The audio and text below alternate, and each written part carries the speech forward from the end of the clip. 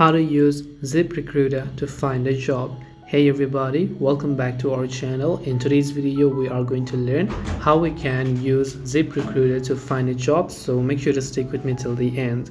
Now if you want to find a job on ZipRecruiter, all you have to do is open up your browser and go to ziprecruiter.co.uk and make sure that you are signed in to your respective accounts. After you have done that, you have a search for the position of the job or the title that you want to apply for, or you can go to the suggested jobs tab to view all of the suggested jobs in this case.